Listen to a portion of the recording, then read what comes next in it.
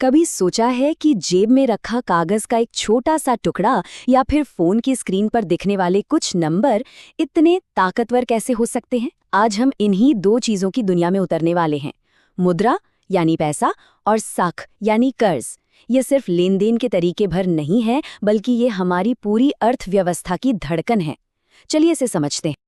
अच्छा, चलिए एक मजेदार सवाल से शुरू करते हैं। सोचिए जरा, आपको जोर की भूख लगी है और पिज्जा खाना है, लेकिन दुनिया में पैसा नाम की कोई चीज है ही नहीं। तो आप क्या करेंगे? पिज्जा वाले को क्या देंगे? अपने जूते या शायद एक बोरी गेहूं? सुनने में ही कितना अजीब और मुश्किल लग रहा है ना। असल में पैसे से पहले की दुनिया में यही सबसे बड़ी समस्या थी। उस सिस्टम को कहते थे वस्तु विनिमय प्रणाली या बार्टर सिस्टम। और हमारी कहानी की शुरुआत भी ठीक यहीं से होती है। जरा कल्पना कीजिए कि पुराने जमाने का बाजार कैसा दिखता होगा। वहां कोई कैश काउंटर नहीं होता था, कोई ऑनलाइन पेमेंट नहीं, बस चीजों की अदला बदली होती थी। मतलब अगर आपको चावल चाहिए और आपके पास मुर्गियां हैं, तो आपको एक ऐसे इंसान को ढूंढना पड़ता था जिसे मुर्गियों की जरूरत हो और उसके पास आपको देने के लिए चावल भी हो। और यही बार्टर सिस्टम की सबसे बड़ी और सबसे सिर खपाने वाली मुश्किल थी। कोई भी सौदा होने के लिए एक खास शर्त पूरी करनी पड़ती थी।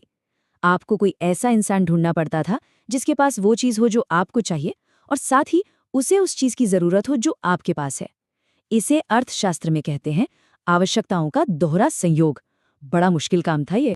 जाहिर है, इंसानों को व्यापार करने के लिए एक बेहतर, एक आसान तरीका चाहिए था, और इसी जरूरत ने इतिहास के सबसे जरूरी आविष्कारों में से एक को जन्म दिया, मुद्रा यानी पैसा। पैसे ने आकर इस पूरी समस्या को सुलझा दिया। वो एक बिचौलिए की तरह काम करता है। ये एक ऐसी चीज है जिसे हर कोई लेने को तैयार है। अब आपको पिज्जा खरीदने के लिए ऐसा कोई नहीं ढूंढना पड़ेगा जिसे आपके जूते चाहिए हों।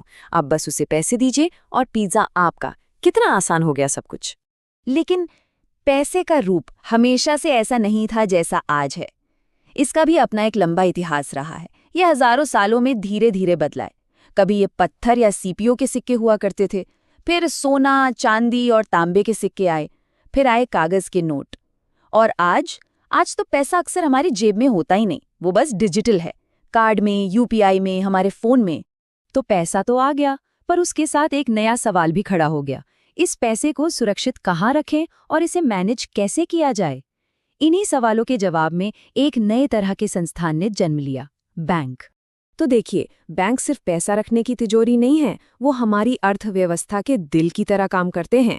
एक तरफ वो हम जैसे लोगों की बचत को सुरक्षित रखते हैं और उस पर थोड़ा ब्याज भी देते हैं, और दूसरी तरफ उसी पैसे में से एक बड़ा हिस्सा वो उन लोगों को उधार देते हैं जिन्हें अपना बिजनेस शुरू करना है या घर खरीदना है। इस तरह जो पैसा बेकार पड़ा रहता, वो अर्थव्यवस्था में घूमता रहता है और काम आता है। तो फिर बैंक पैसा कैसे कमाते हैं? उनका बिजनेस मॉडल बहुत ही सीधा है।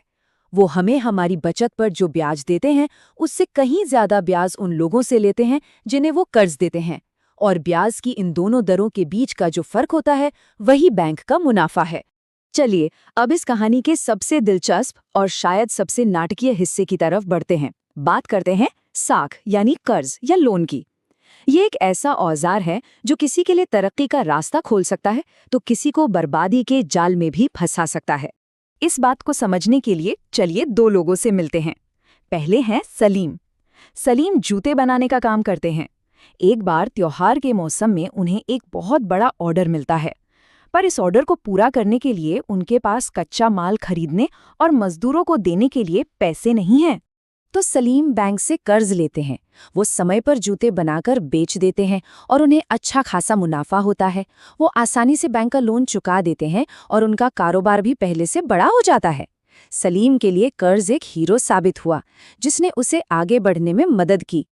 अब मिलते हैं स्वप्ना से। स्वप्ना एक छोटी किसान है। उन्हें अपनी जमीन पर फसल उगाने के लिए बीज और खाद खरीदने हैं। वो इसके लिए एक स्थानीय साहूकार से ऊंची ब्याज दर पर उधार लेती हैं। उन्हें उम्मीद है कि फसल अच्छी होगी तो वो कर्ज चुका देंगी। लेकिन किस्मत को कुछ और ही मंजूर था। कीड़े लगने से स्वप्ना की सारी फसल बर्बाद हो जाती है। अब उसके पास साहूकार को लौटाने के लिए पैसे नहीं हैं। ऊंचे ब्याज की वजह से उसका कर्ज बढ़ता ही जाता है और वो एक ऐसे कर्ज के जाल में फंस जाती है जिससे बाहर निकलना लगभग नामुमकिन हो जाता है।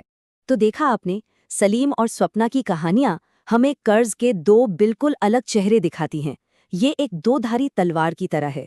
सही परिस्थितियों और सही शर्तों पर लिया जाए तो ये सलीम की तरह आपको ऊपर उठा सकता है, लेकिन गलत शर्तों पर या बुरी किस्मत के चलते ये स्वप्ना की तरह आपको कर्ज के जाल में भी ढकेल सकता है।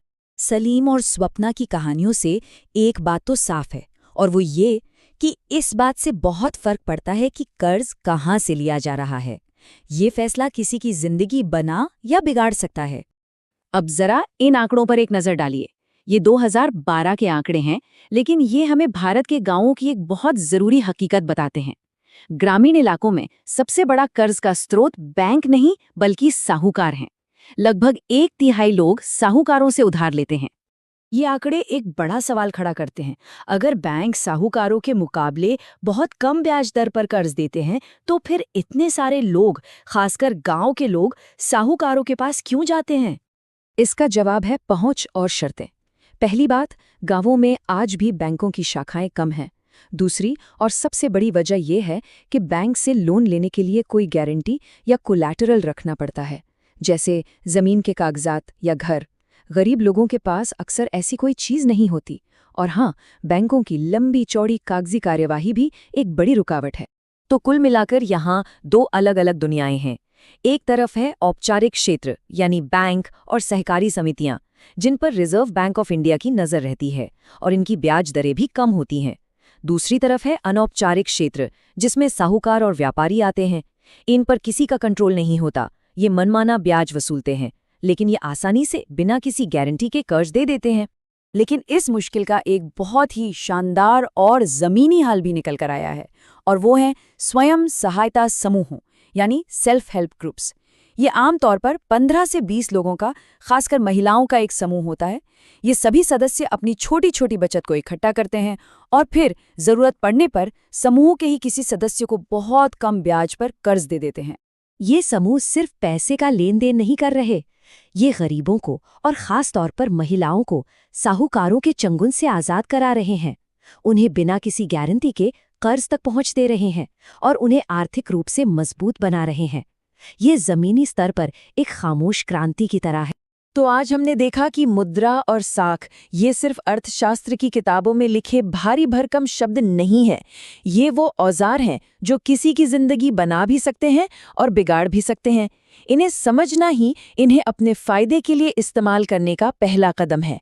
तो जाते जाते एक सवाल खुद से पूछना जरूरी है, क्या हमारा पैसा और ये पूरा सिस्टम वाकई में हमारा भविष्य बना रहा है या किसी और का? इस पर सोचिएगा जरूर।